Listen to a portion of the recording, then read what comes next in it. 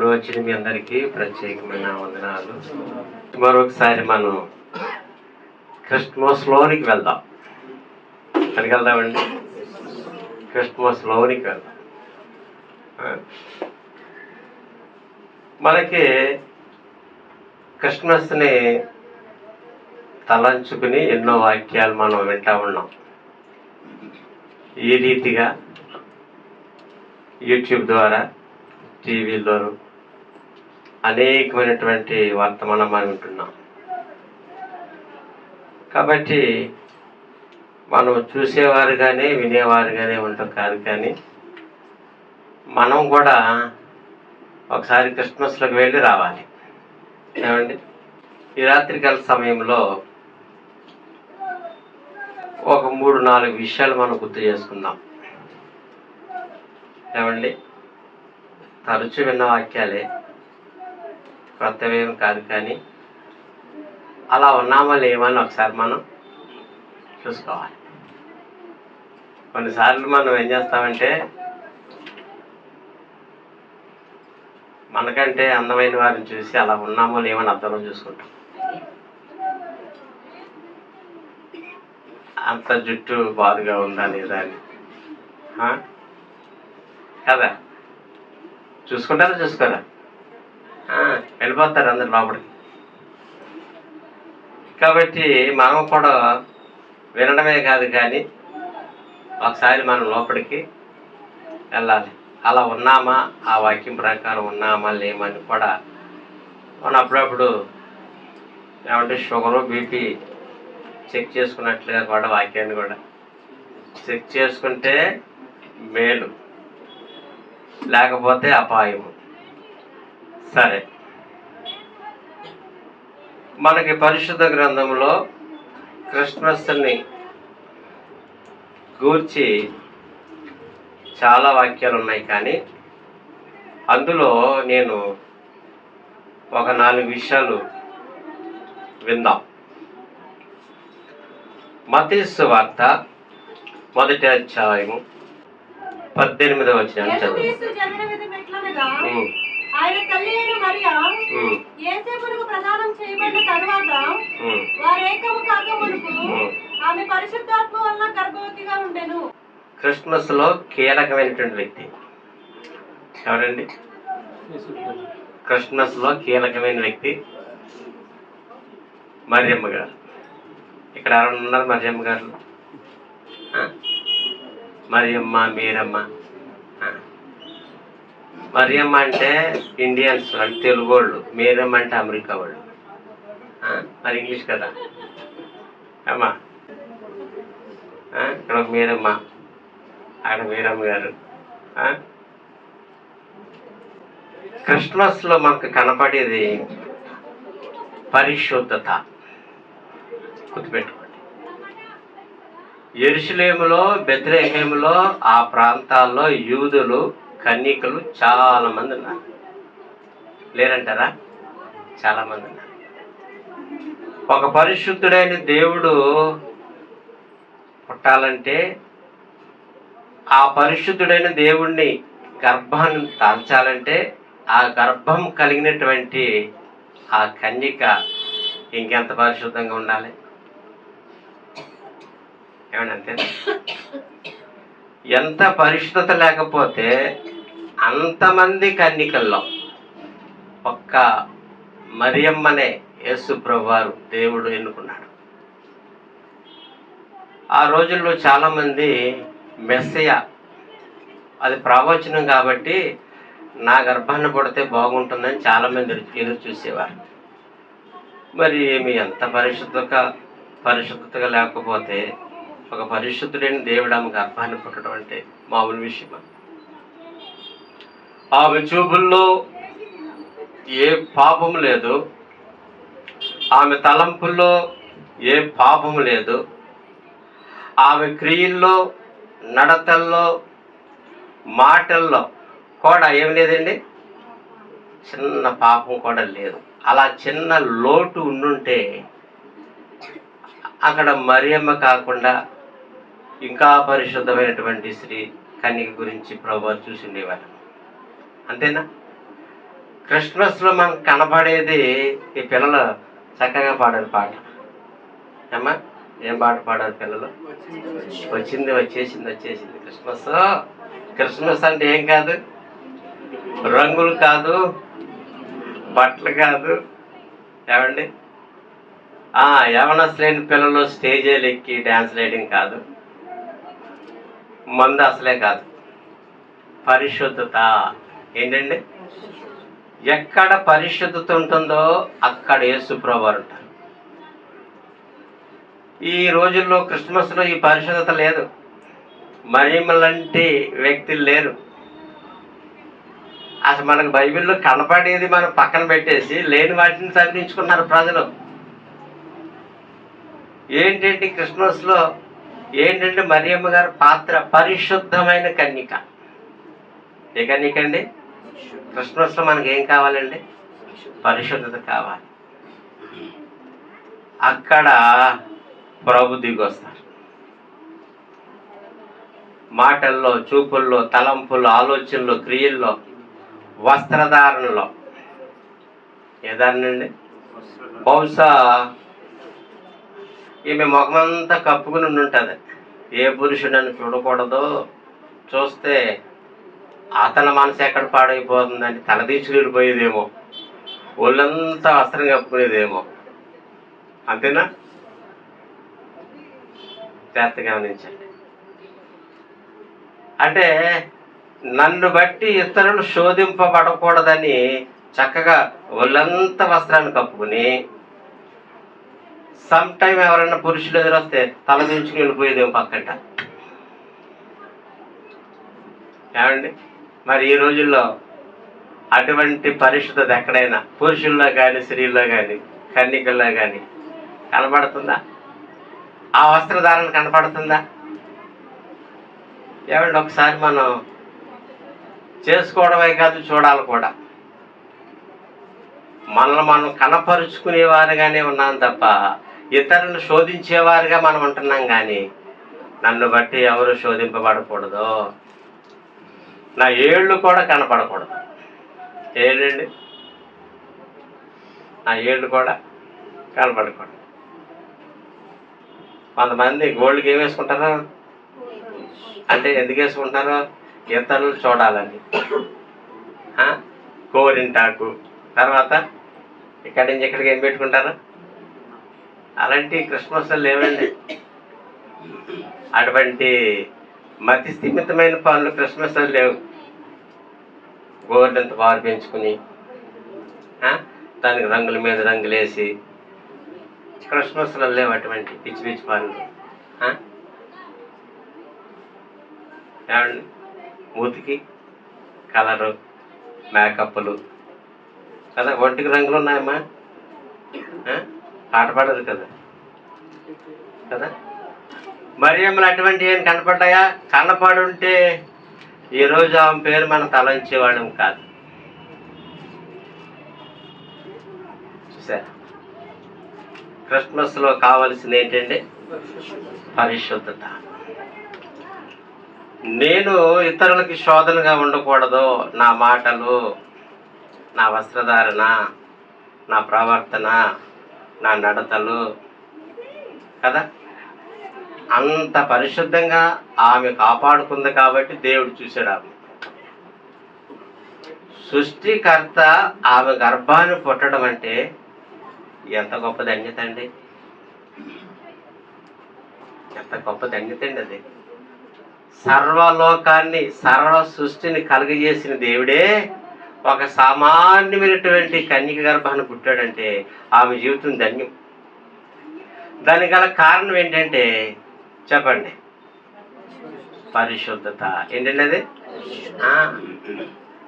ఈ రోజుల్లో పాపానికి పరిగెత్తుకెళ్ళిపోతున్నారు. ఎక్కడికి వెళ్ళిపోతున్నారండి? పాపానికి పరిగెత్తేటువంటి వారు స్త్రీ పురుషులు, పాపానికి ప్రేరేపించేవారు వస్త్రధారణను బట్టి, జడల బట్టి, నడతలు బట్టి, మాటలు బట్టి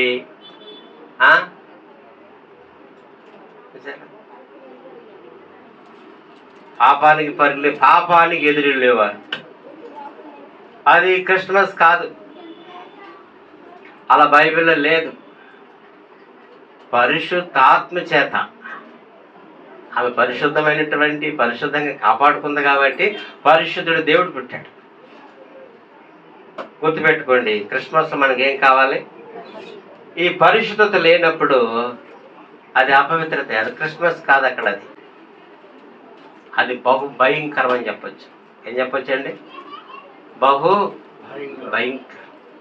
గుర్తుపెట్టుకోండి, ఆ దినాల్లో ఆవిడ ఎంత పరిశుద్ధంగా తన జీవితాన్ని, శరీరాన్ని దేవునికి సమర్పించుకుంది.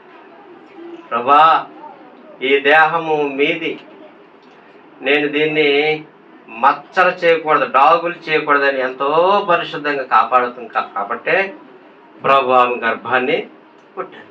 ఇప్పుడు మన క్రిస్మస్లో కావాల్సింది ఏం చెప్పండి? పరిశుద్ధత. అది ఉందో లేదో ఈ రాత్రి మనం ఏం చేయాలి? ప్రభా, నేను ఎవరినైనా పాపానికి దలీలలాగా ప్రేరేపించే వ్యక్తిగా ఉన్నానా, సంసోన్లాగా పరుగులెత్తే వ్యక్తిగా ఉన్నానా అని పరీక్షించుకోవాలి. రెండో వ్యక్తి ఎవరంటే ఆమెను చేసుకోబోయేటువంటి భర్త. ఎవరైనా క్రిస్మస్లో మరొక గొప్ప కోణం ఏంటంటే అవమానం లేనటువంటి పరిస్థితి.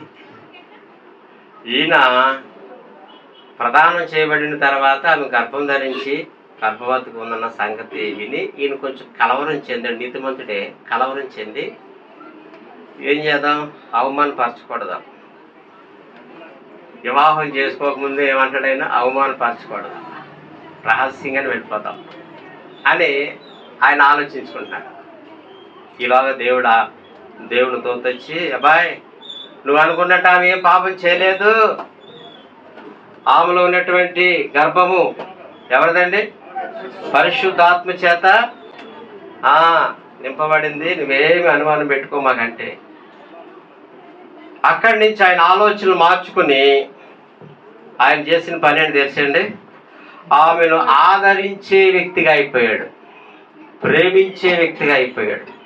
మనకి క్రిస్మస్లో ఏమండి కనబడినటువంటి కోణం ఏంటంటే ఆదరణ. యేసు ప్రభుని ఆవిడ మోస్తుంటే గర్భంలో ఆవిడ్ని ఈయన ఆదరించేవాడిగా, ఆదుకునేవాడిగా, సహాయం చేసేవాడిగా, ప్రేమించేవాడిగా ఉన్నాడు. ఎవరైనా అర్థమైందండి? ఈ దినాల్లో పురుషులు ఎలాగుండాలి? ఎలాగుండాలండి? ఎలాగుండాలి పురుషులు? ఆదరించాలి, అవమానపరచకూడదు. ఏం చేయకూడదండి? అవమానపరిస్తే అది క్రిస్మస్కి వ్యతిరేకం.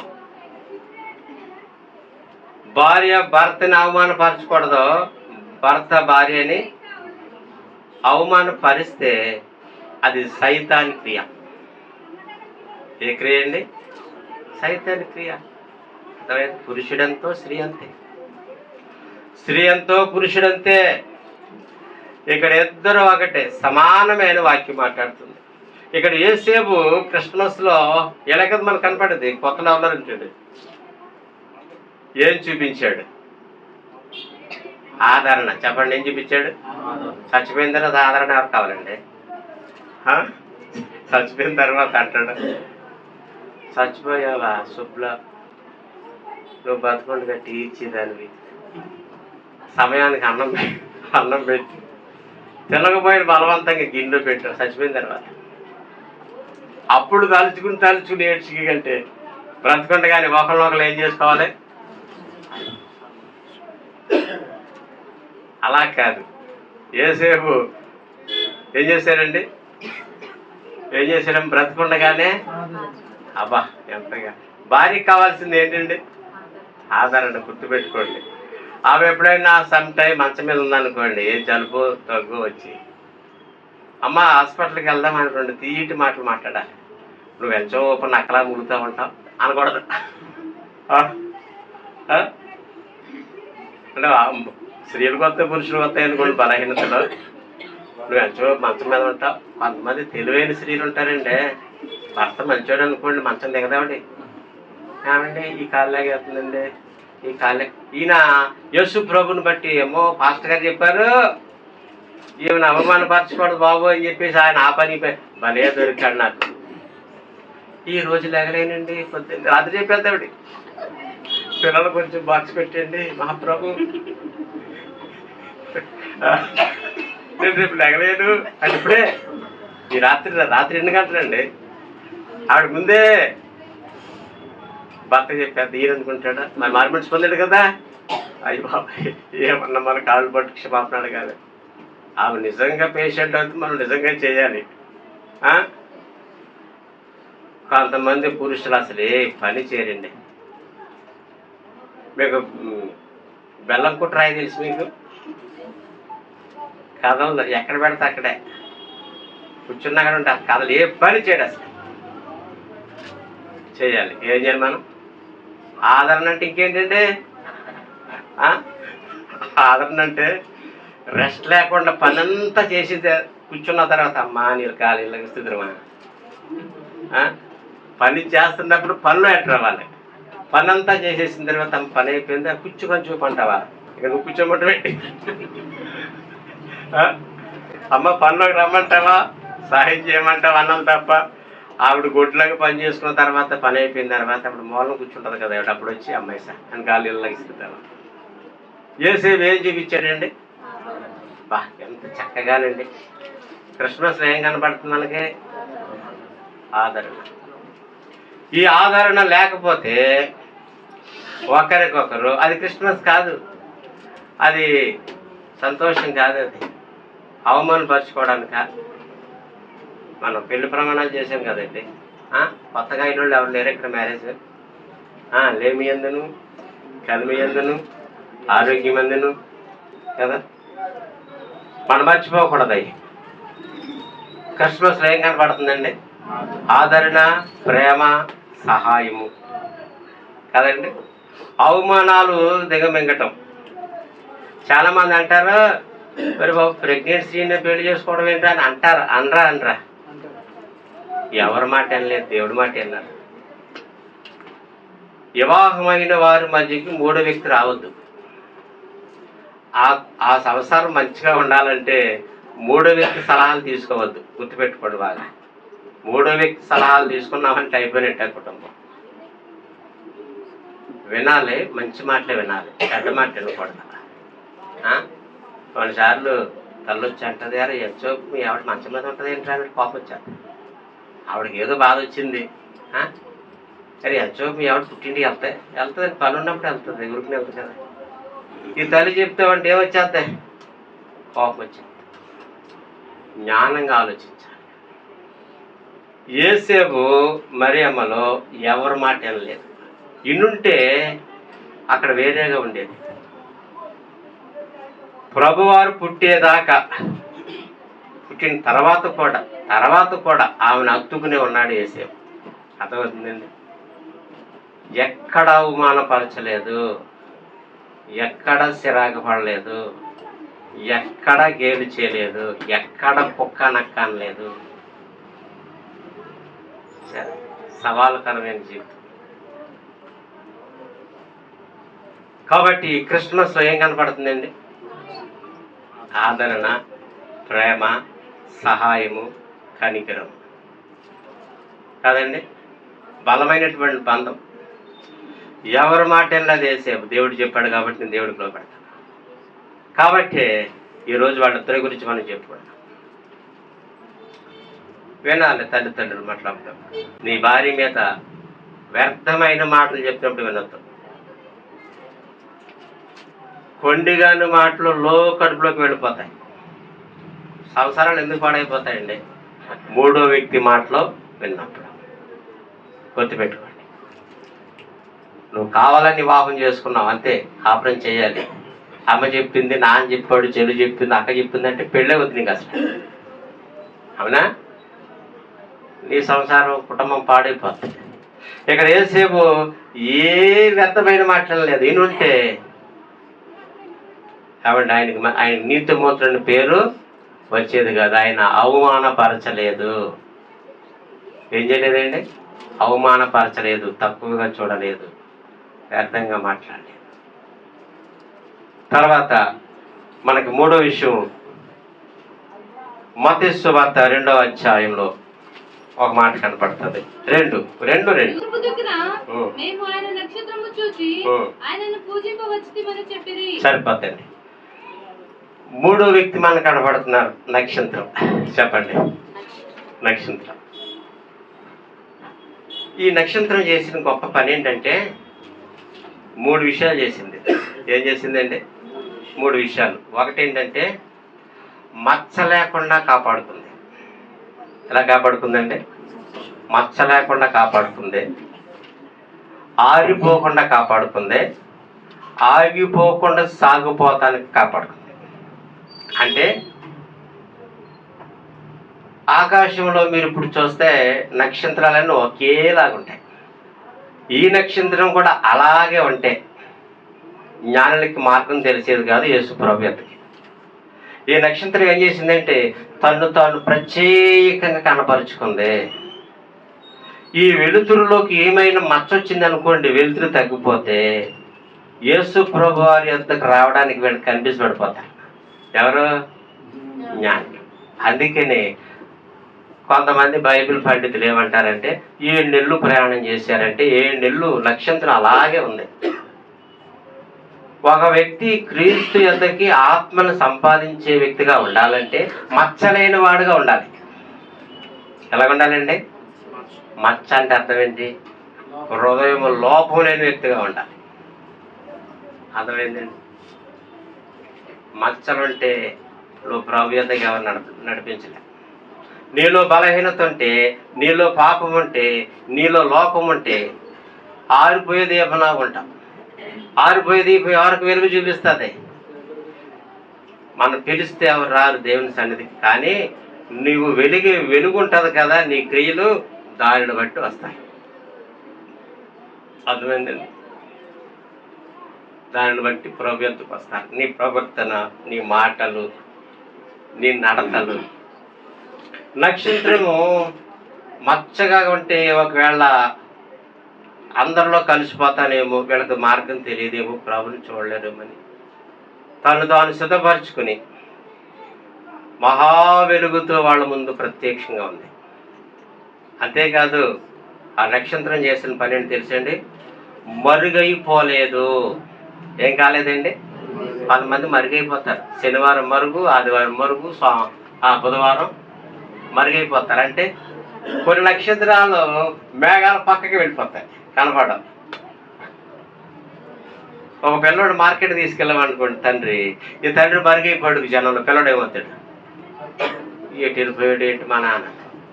ఈ నక్షత్రం ఏం చేసిందంటే ఎక్కడా మరుగవ్వలేదు, కడ వరకు కూడా కనపడతానే ఉంది. ఒక విశ్వాసి మధ్యలో మరుగైపోవచ్చా? ఈ సంఘం నుంచి ఆ సంఘానికి, ఆ సంఘం నుంచి ఆ సంఘానికి. ఎన్ని సంఘాలు మారుతామండి? ఆఖరికి మారమనిషి ఉండదు. ఆఖరికి ఏముండదండి? ఈలోకి మనకున్న టైం అయిపోతుంది. ఇది చాలా ప్రమాదం. మరుగైపోకూడదు. కొంతమంది కొంతకాలం వస్తారు, తనకు కనపడరు, వెళ్ళిపోతారు, ఎక్కడికి వెళ్ళిపోతారు. ఈ నక్షత్రము 3 వ్యక్తుల్ని ప్రభు యొద్దకు నడిపించడం కోసం తను తాను సిద్ధపరచుకుని మరుగవ్వకుండా వారిని చక్కగా నడిపించింది ప్రభు యొద్దకు. ఒక సంఘానికి నువ్వు పర్టికులర్గా రాగలిగితే ఎవరినైనా తీసుకొస్తావు. ఒక వ్యక్తిని ఇక్కడ తీసుకొచ్చి మళ్ళీ ఒక వారం అక్కడ కంటే స్థిరం ఉన్నట్ట లేనట్ట? స్థిరం లేనట్టే. నువ్వేం చేయగలవు దేవుని కోసం? ఏమైనా చేయగలవా దేవుని కోసం? ఒక్క ఆత్మనై నడిపించగలవా? నీలో మచ్చ ఉంటే, లోపం ఉంటే, లోటు ఉంటే, కోపం ఉంటే, ద్వేషం ఉంటే, మచ్చరం ఉంటే, పగ ఉంటే నీవు ఎవరిని ప్రభు యొద్దకు నడిపించలేవు. ఇప్పుడు ఈ నక్షత్రంలో ఏం లేదు, మచ్చలు లేవు, లోపాలు లేవు, మరుగైపోలేదు, అలాగని ఆగిపోలేదు, సాగిపోతానే ఉంది భక్తులు. ఒక విశ్వాసి రక్షణ పొందిన తర్వాత పరలోకంలో అడుగు పెట్టే వరకు కూడా ఏమైపోవాలి? సాగిపోతానే ఉండాలి. అది మన గురి. ఏదైనా విడిచిపెట్టే దేవుని కోసం. నువ్వేదైనా విడిచిపెట్టుకోవడమే. ఏది నీతో రాదు. దేవుడే నీకు, నీకే దేవుడు. గుర్తుపెట్టుకోండి. దేవుని కోసం ఏదైనా విడిచిపెట్టుకో. అంతేగాని మనం దేవుణ్ణి దేనైన కోసం దేవుని విడిచిపెట్టుకోవద్దు, చాలా నష్టపోతాం. ఈ నక్షత్రం ఏమైందంటే ఆగిపోకుండా ఏమైపోయిందండి, ఎక్కడ దాకా సాగిపోయింది అది చూడండి ఒకసారి. మత్తయి సువార్త 2వ అధ్యాయము 9వ వచనం. ఇదిగో తూర్పు దేశమున వారు చూసిన నక్షత్రము ఆ శిశువు ఉండిన చోటికి మీదుగా వచ్చి నిలిచి వరకు వారికి ముందుగా నడిచెను. వారు ఆ నక్షత్రమును చూచి అత్యానంద భరితులై ఇంటిలోనికి వచ్చి తల్లి అయిన మరియను ఆ శిశువును చూచి సాగిలపడి ఆయనను పూజించే వరకు నడిపించిందండి. నిన్ను బట్టి ఎవరైనా వచ్చారో ఒక ఆత్మ, అది నువ్వే మినుకు ఆడుతున్నావు ఎప్పుడు రాలిపోతామని. చెప్పండి, మనం ఎలాగున్నావు, మనం ఎలా ఊరుతున్నాం? ఆ సంఘానికి వెళ్ళిపోతామండి, ఈ సంఘానికి వెళ్ళిపో, ఎక్కడికి వెళ్ళి నీకు పరలోకం కావాలి. పరలోకం లేకపోతే నీ జీవితం ఎంత ఘోరం ఏం తెలుసా? నువ్వు ఏ సంఘానికి వెళ్ళా కానీ నీకోతే ప్రభుతో సరైన సంబంధం ఉండాలి. నువ్వు మహా వెలుగుతో నింపబడాలి. గుర్తుపెట్టుకోండి. 3 ఆత్మలు నడిపించింది రాజుగారు నక్షత్రం. మరి మీరెన్ని ఆత్మలు నడిపిస్తారు ఈ 2025 చూస్తాను. ఈ 2025లో మీరు ఎన్ని ఆత్మలు నడిపిస్తారు? ఆత్మలు నడిపించాలంటే ఏముండాలి మనలో? మచ్చలేని పరిస్థితి ఉండాలి.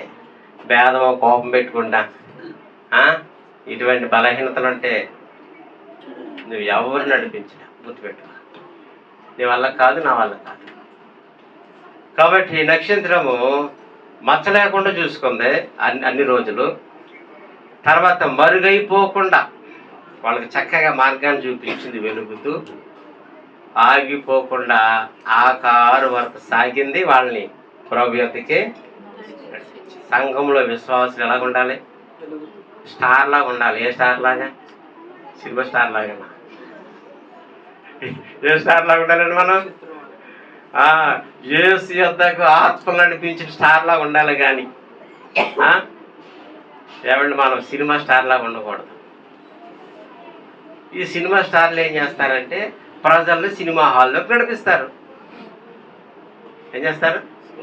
ఒక వాల్ పోస్ట్ చేస్తాడు, అందులో ఒక స్టార్ కనపడదు, బొమ్మ. అక్కడికి వెళ్తాయి ఆయన ఎక్కడ దగ్గర వెళ్ళిపోతారు? సినిమా హాల్ దగ్గర వెళ్ళిపోతారు. సినిమా స్టార్లు అలా చేస్తారు. మరి మనము దేవుని యొద్దకు ఆత్మలు నడిపించే నక్షత్రం లాగా ఉండాలి. మనమే దారి తప్పకూడదు. ఆఖరుగా ఇంకొక విషయాన్ని చూద్దాం. లోకాసు వార్తకు వెళ్దాం. లోకాసు వార్త 2వ అధ్యాయము 11వ వచనం. దావీదు పట్టణమందు నేడు రక్షకుడు నీ కొరకు పుట్టి ఉన్నాడు, ఈయన ప్రభువైన క్రీస్తు. దానికి ఇదే మీ ఆనవాలు. సరిపోతాయి. ఆనవాలు చెప్పండి. ఆనవాలు అంటే ల్యాండ్ మార్క్. చెప్పండి చెప్పండి ల్యాండ్ మార్క్ అంటే ఏంటమ్మా? ఎవరో ఫోన్ చేశారంటే ఎక్కడున్నవారంటే ఇక్కడ బస్సు ఉన్న, బస్సు ఎక్కడ ఉన్నానంటే ఇలా వచ్చిన బస్సు ఉంటుందా? కానీ బస్సు ఉంటుంది అక్కడ. చెప్పండి అమ్మా. వెళ్ళిపోతాయి. ఇక్కడ ఒక కాకి ఉంది కదా, కాకి దగ్గర నుంచున్నానంటే కాకి ఉంటుందా? ల్యాండ్ మార్క్ చెప్పాలి. ల్యాండ్ మార్క్ గుర్తు, ఒక ఆనవాలి. ఇప్పుడు యేసు ప్రభు వారికి ఏముందండి? ఆయనకున్న ఆనవాళ్ళు ఏంటి కదా? యేసు ప్రభు వారు కొన్ని ఆనవాళ్ళు కలిగి ఉన్నాడు. ఇక్కడ రాయబడ్డ మాటలోనేమో ఆ పశుబాలుడికి కొన్ని వస్త్రాలు చుట్టి అని రాయబడింది. కానీ ఆనవాలనగా మన నిజ జీవితంలో మనం కలిగి ఉండేటువంటి కొన్ని గురుతులు. మత్తయి సువార్త 12:19. ఈయన జగడమానుడు కేకలు వేయుడు వీధుల్లో ఈయన శబ్దం ఎవరికి వినపడదు. విజయం ఎందుకు న్యాయ విధిని ప్రబలము చేయ వరకు ఈయన నలిగిన రెల్లును విలువడు, మకమకలు ఆడుచున్న అవిసి నేరను ఆర్పడు. సరిపోతాయి. అసలు యేసు ప్రభు వారిలో చెప్పండి ఏమి లేవంట? ఫస్ట్ మాట ఏంటి? జగడం అంటే ఏంటి? గొడవలో. పౌలు గారు అన్నారు, మీరు ఒకరినొకరు భక్షించుకున్న ఎడల పూర్తిగా చెప్పాలి నశించిపోతురేమో. భక్షించుకోవడం అంటే ఒకరినొకరు తిట్టేసుకోవడం, కొట్టేసుకోవడం, జగడం. అంటే యేసు ప్రభువులు ఏమి లేదు, జగడం, గొడవ లేదు. నన్ను ఎంత మాట అంటుంది ఆవిడ. ఎవరండి? ఎవరు నన్ను ఇంత మాట అంటాడు ఆయన? తేల్చేతనంతు ఏమన్నా అంత తేల్చేయడమే. యశుప్రభు గారు ఏమన్నారంటే, తండ్రి వీళ్ళు ఏమి చేస్తున్నారు, వీరెవరు కనుక వీరినే అంత తేల్చేస్తావా అంటే నెత్తి మీద సైతం కూర్చున్నట్టే కదా నీకు. వీరు జగడమాడాడు, పట్టుకున్న ఏమండి జలగలాగా పట్టుకున్నాడు. మీరు ఇతరుల పాపాలు క్షమించకపోతే నేను మీ పాపాలు క్షమించని ప్రభు చెప్పారు ఖచ్చితంగా. అర్థమైందండి? అంటే యేసు ప్రభులో ఆనవాళ్ళు ఏంటి తెలిసిండి, ఆయన గొడవకి వెళ్ళే వ్యక్తి కాదు. తర్వాత కేకలు వేయడు. సరే, ఏ వేడండి? కేకలు వేడండి. ఎంతమంది కేకలు వేస్తారండి? ఎంతమంది కేకలు వేసి వాళ్ళు చెప్పండి. భర్త మీద భార్య, భార్య మీద భర్త కేకలు వేసి ఏమంటే కుటుంబాన్ని ఏం చేసుకుంటారు? నరకంలో చేసుకుంటారు. ఉన్నారా? ఈవిడేం చేస్తుంది? ఆయన మీద కేకలేక పిల్లల మీద కేకలేదు. ఇలాగండి ఒకరినొకరు. ఇంకా ఇల్లంతా కూడా ఏమైపోయిందంటే సిరియా ఇజ్రాయేల్ యుద్ధంలాగా అయిపోయింది. ఇక్కడ బాంబు పేస్తుంది, అక్కడ బాంబు, అక్కడ బాంబు, అక్కడ బాంబు. ఎలా ఉంటుందండి ఆ ఇల్లు? యేసు ప్రభు కేకలు వేడు, జగడమాడాడు, ఆయన కంట వినపడదు. పిలాతు అన్నాడు, నీ మీద వీరు ఇన్ని నేరాలు మోపుతుంటే నువ్వు మాట్లాడవా అన్నారు యేసు ప్రభు. ఆయన మౌనమై ఉన్నాడు. మన ఇంట్లో మౌనంగా ఉంటే ఏ గొడవ జరగదు. క్రిస్మస్లో కేకలు లేవు. ఏమి లేవండి? ఆనవాళ్ళు కలిగి ఉండాలి. మనం ఏం కలిగి ఉండాలండి? మరి నీకు కొన్ని ఆనవాళ్ళు ఉంటాయి, నాకు కొన్ని ఆనవాళ్ళు ఉంటాయి. యేసు ప్రభుకున్న ఆనవాళ్ళు ఏంటంటే, ఆయన అరవడు, గొడవ పడడు. గొడవ ఒక ఆయన ఉన్నాడు మాకు తెలిసిన ఆయన, గిల్లేసి భార్యతో గొడవ పెట్టేసుకుంటాడు. ఆవిడ మా నాన్న ఆవిడ ఏదో పని చేసుకుంటామంటే కావాలని ఆవిడ కదిపి గొడవ పెట్టుకుంటే అతడు ఏంటండి? సైకో కదా, దెయ్యం, సైతాన్ కదా. ఏమండి? గొడవ కావాలని గొడవ. ఇది క్రిస్మస్ కాదు. ఏమండి? లోకాసు వార్త 7:37 ఒక మాట ఉంటుంది, కొంతమందికి కొన్ని ఆనవాళ్ళు ఉంటాయి. ఆ ఊరిలో ఉన్న అంటే ఆవిడ పేరు లేదా? ఆవిడకు ఒక ఆనవాళ్ళు, ఒక ల్యాండ్ మార్క్ ఏంటి, పాపం చేస్తుంది కాబట్టి పాపాత్మురాలు స్త్రీ. మరి నీకేం పెట్టారు పేరు? నీకు ఆనవాళ్ళు ఉన్నది లేదా? ప్రతి మనిషికి ఆనవాళ్ళు లేని వ్యక్తి ఎవరండి బాబా? ఆవిడ సోమరండి బాబా. ఏ పని చేయదండి. ఆ కిచెన్ అంతా గలేసుకుంటుందండి బాబా. వాళ్ళ ఇంట్లో మంచిలు తాగలండి బాబా. అసలు బట్టలు ఉతుకుతుగానండి నల్లగా ఉంటాయండి ఆనవాళ్ళు. ఎప్పుడు ఎంగుల్ ప్లేట్ అయినండి ఆ ఇంట్లో. దోమలండి, ఏగలండి, మట్టి అండి. ఆనవాళ్ళు ఉంటుంది కదండి, ఉంటుందండి ఆనవాళ్ళు. బాబా ఆయన ముక్కు మీద కోపం అండి. ఆయన అబద్ధాలు అంటారండి బాబు. ఆనవాళ్ళు. యేసు ప్రభుకి మంచి ఆనవాళ్ళు ఉంది. మరి ఏమి కూడా ఒక ఆనవాళ్ళు ఉంది, పాపాత్మురాలైన స్త్రీ. జక్కీ కూడా ఒక ఆనవాళ్ళు ఉంది. ఏంటి? అన్యాయస్తుడు. చెప్పండి ఏంటండి? అన్యాయస్తుడు. అన్యాయస్తుడు అంటే అప్పులు చేసి అప్పులు తీర్చకపోవడం అన్యాయమే కదా. అప్పులు చేసి మనం ఏం చేయకూడదు, వాటికి మనం ఐపీలు పెట్టకూడదు. నీతిమంతుడు అప్పు తీర్చక మానునా అనుంది. 5 పైసలు కూడా అప్పు తీర్చాలి. నువ్వు తీర్చకుండా నువ్వు పరలోకంలో అడుగు పెట్టావు. అన్యాయస్తులు అంటే ఎవరు? అది బ్యాంకు నుంచి కావచ్చు, మనుషుల నుంచి చేబదులు కావచ్చు, ఏదైనా కావచ్చు. నీతిమంతుడు ఏం చేస్తాడా? అప్పంతా కడతాడు. గుర్తుపెట్టుకోండి. అలా నువ్వు కట్టని పక్షంలో నీవు అన్యాయస్తుల లెక్కలకు వెళ్ళిపోతావు. నీకు అన్యాయస్తులకు దేవుని రాజ్యంలో లేదు, వారసులు కారు. అందుకే మనం అప్పులు చేయకూడదు. గుర్తుపెట్టుకోండి, అప్పు చాలా ప్రమాదం. అప్పు అనేది అర్థమేంటి తెలిసి మీకు చెప్పండి. అప్పు అంటే అర్థం ఏంటి? ఊబు అని అర్థం. ఏంటమ్మా? ఊబు అని అర్థం. ఊబి అంటే ఊబులు పడ్డవాడు ఏమవుతాడమ్మా? పైకి వచ్చేతలాగా ఇలా పైకి రావడానికి కొంచెం ప్రయత్నం చేస్తే ఎక్కడికెళ్తాడు. ఎంత ఎక్కుదామని ప్రయత్నం చేస్తే అంతగా ఎక్కడికి వెళ్తాను. అప్పు అది. ఇప్పుడు నేను మీకు 10,000 ఇచ్చాను ఎవరికన్నా, ఏమండి అక్షయ్కి ఇచ్చాను.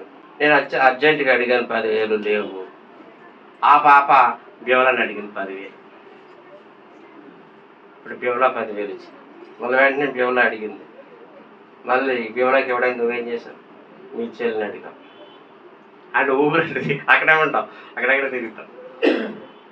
సాధ్యమైనంత మట్టుకు అప్పుల జోలికి వెళ్ళద్దు. అది వాక్యానుసారం కానీ కాదు. పెట్టుకోండి. అన్నం లేకపోయినా పర్లేదు, 2 పూటలు 1 పూట మనం అప్పులు చేయకూడదు. దానంత అశాంతి మరొకటి ఉండదు. గుర్తుపెట్టుకోండి. ఏదో చిన్న చిన్న అప్పులు చేసి చేతప్పులు తీర్చుకుంటే అది పర్వాలేదు, కానీ అప్పుకు అలవాటు పడ్డ వ్యక్తి అప్పు కోసమే చూస్తాడు. కుటుంబం పైకి రాదు.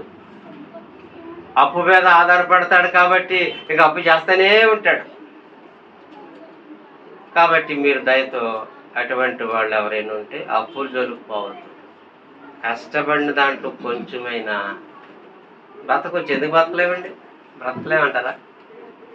5,000తో బ్రతికే వాళ్ళు ఉన్నారు ఈ సిటీలో, 3,000తో బ్రతికే వాళ్ళు ఉన్నారు, 10,000తో బ్రతికే వాళ్ళు ఉన్నారు, 50,000తో బ్రతికే వాళ్ళు ఉన్నారు, 1,00,000 రూపాయలతో బ్రతికేవాళ్ళు, 10 లక్షలతో బ్రతికేవాళ్ళు, 1 కోటి రూపాయలతో బ్రతికేవాళ్ళు, 10 కోట్లతో బ్రతికేవాళ్ళు ఉన్నారా లేరా? మనం ఎందుకంటే లేనిపోయినప్పుడు తల పెట్టుకుంటాం.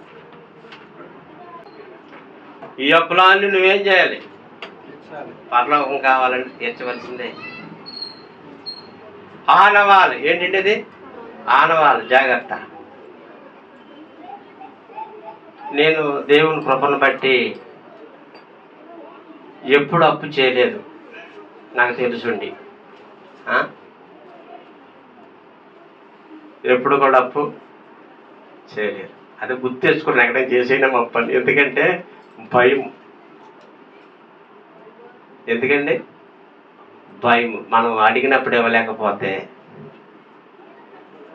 అప్పు జోలికి వెళ్ళలేదు. ప్రభు నాకు ఆ విధమైన తీసుకురాలి. ఉన్న దానితో సరిపెట్టేసుకుంటానండి. కూర తినాలని లేదు, రేకుల రూమ్లో ఉంటాను, ఎక్కడైనా పాకలో కూడా ఉంటాను, కానీ ప్రశాంతంగా ఉండాలి. ఎలా ఉండాలి? ప్రశాంతంగా. ఒకళ్ళు వచ్చి నిలబెట్టిలా మనం ఉండకూడదు. ఎప్పుడు దేవుని కృపను బట్టి ఎప్పుడు అప్పు చేయలేదు. ఒక 100 రూపాయలు అప్పు కూడా నేను ఎవరిని అడగలేదు. ఎక్కడ వాళ్ళు మిమ్మల్ని ఎప్పుడైనా ఒక 100 రూపాయలు అప్పు అడిగానా? ఎప్పుడైనా ఎల్బీ నగర్లో కూడా అడగండి. అది దేవుని కృప. మనం అలా చేయకూడదు. ప్రభు మీద ఆధారపడాలి. ఆనవాళ్ళు కలిగి ఉండాలి. మంచి ఆనవాళ్ళు. నీకున్న ఆనవాళ్ళు ఏంటి? నేను ఏమని పిలుస్తున్నారు? యేసు ప్రభుకి ఆనవాళ్ళు ఉంది. ఆయన కష్టపడి పనిచేసే వ్యక్తి అండి. భార్యని పిల్లల్ని కష్టపడి పోషిస్తాడు. ఏదో రాళ్ళు కొట్టో రిక్షా తోలో ఏదో పని చేసి, దొంగతనం చేస్తే తప్పు కానివ్వండి, పని చేయడం తప్ప, కూలి పనికి వెళ్ళి అలా మనం ఉండాలి తప్ప దేవుని నామానికి మహిమకరంగా మనం ఇంట్లో కూర్చుని చేతికి ఉంచిన అప్పులు మనం చేస్తే అది చాలా ఇబ్బంది పడాలి. తర్వాత అది మనకు నష్టం. అలా మనం చేయకూడదు. ఉన్న దాంట్లో మనం ఏమైపోవాలి? తృప్తి పడిపోవాలి. వాళ్ళకు ఏళ్ళకు భయపడి మనం బ్రతకూడదు. క్రిస్మస్లో అటువంటివి లేవు.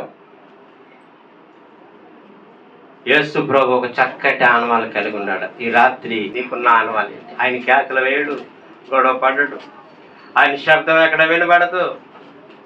చూడండి, ఆయనకి ఎన్నో ఆనవాళ్ళు ఉన్నాయి. ఆ ఊర్లో పాపం చేసేటువంటి స్త్రీ అంట. ఏమండి, జక్కయ్య అన్యాయ స్త్రీ అని. మరి నీకు ఏమని ఆనవాళ్ళు ఉంది? ఈ రాత్రి పరీక్షించుకుందాం, ప్రార్థన చేసుకుందాం. ప్రార్థన. పరిశుద్ధులైన తండ్రి, వందనాలు, స్తోత్రాలు. విత్తబడిన మాటలు దీవించండి. మేము ఆత్మను సంపాదించేవారుగా ఉండాలి. యేసేపులాగా ఆదరించి, కష్టాల్లో ఆదుకుని, ప్రేమించి సహాయం చేసే వ్యక్తిలాగా ఉండాలి. మేము పరిశుద్ధత విడిచిపెట్టకూడదు అన్ని చోట్ల. ప్రభు, ఆనవాళ్ళకి ఒక మంచి ఆనవాళ్ళు మేము కలిగి ఉండాలి. ప్రభు, మాకుండే ఆనవాళ్ళు మంచివి కావు, దయతో క్షమించండి. ప్రకాశించలేకపోతున్నాం, దయతో క్షమించండి. ఆదరించలేకపోతున్నాం, భార్యను అవమానపరుస్తుంది. ఓ ప్రభు, నన్ను క్షమించు, మమ్మల్ని క్షమించండి. ఈ రాత్రి బిడ్డల వాక్యం విన్నారు నాయన. వాక్య ప్రకారం జీవించే కృప దయచేయండి. సంఘమంత్రం దీవించి ఆశీర్వదించండి. నన్ను వాడుకున్నారు, బోధించి భ్రష్టుడు కాకుండా యేసేపులాగా నా భార్యను ఆదరించేవాడుగా, ఆమె కష్టాల్లో సహాయం చేసేవాడుగా, ప్రేమను పంచేవాడుగా నేను ఉండాలి. అదే కాదు, ఆత్మను సంపాదించే విషయంలో ప్రకాశించేటువంటి నక్షత్రంలాగా మంచి ఆనవాళ్ళు కలిగేవాడుగా నేను ఉండాలి.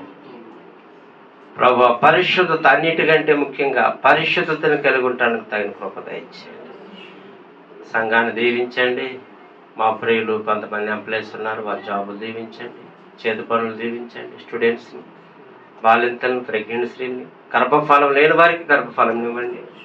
రుణముల అప్పులుంటే అప్పులన్నీ తీర్చిపెట్టండి. ఇంకా అప్పులు చేయకూడదు. మేము కష్టపడుతూ నేర్చుకోవాలి. ఉన్న దాంట్లో ఖర్చులు తగ్గించాలి. అటు కృప దయచేయండి. ప్రభా, సవాలకరమైన జీవితం జీవించే కృప మా బిడ్డలందరికీ దయచేయండి. తిరిగి వెళ్ళుచుండగా ఆశీర్వదించండి. ఒక మందిర స్థలం మాకు ఈ ప్రాంతంలో దయచేయండి. పరిచర్యను బహుగా విస్తరింపచేసి మహిమ ఘనత పొందుకోమని యేసు గొప్ప నామమున అడుగుచున్నాము తండ్రి.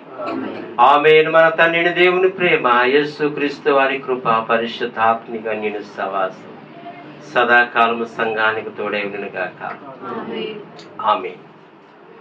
ఆమేన్. అందరికి వందనాలు.